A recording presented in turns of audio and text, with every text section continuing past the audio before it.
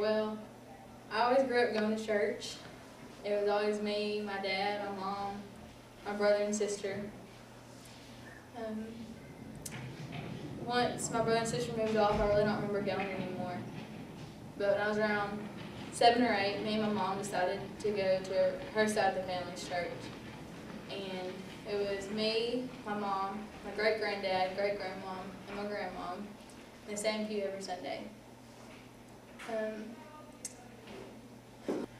When I was 10, my Mimi got diagnosed with liver cancer.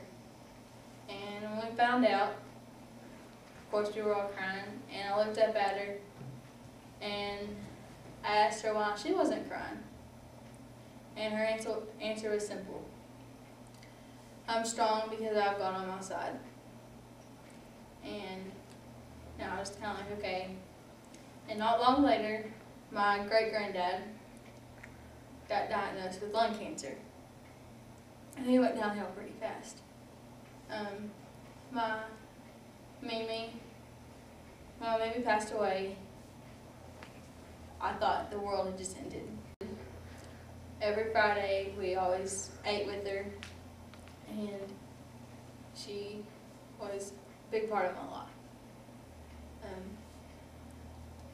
At her funeral, at graveside, you were given 2 flowers. It was for her 2 wishes. One was to find a cure for cancer, and the second one was whoever doesn't know him to accept him as their Savior.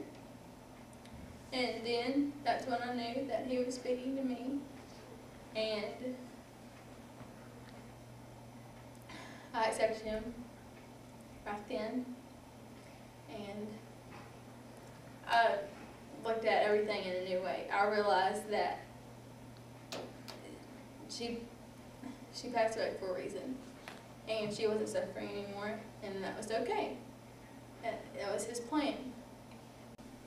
About 10 weeks later, my great-granddad passed away. I took it better than I thought I would. I realized quicker that he took him for a reason, and he was okay. It was okay that we would be okay. For about 2 years, we had quit going to church, and I always asked my mom, would you like to go to church this Sunday?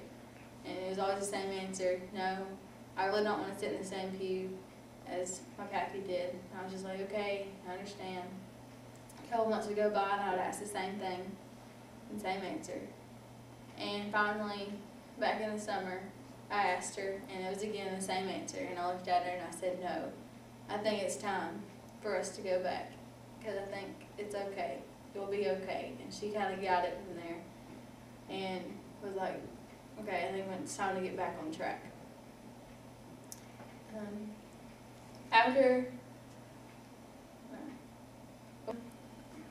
Before I accepted him, I always knew what sin was. I knew who he was. God sent his son down on the cross for us. And I'd been to countless number of camps, VBS, Sunday school, church, and I really didn't think about it. And then I accepted him, and I looked at things in a new way. One day, on Sunday, our preacher preached on James 4:6-7.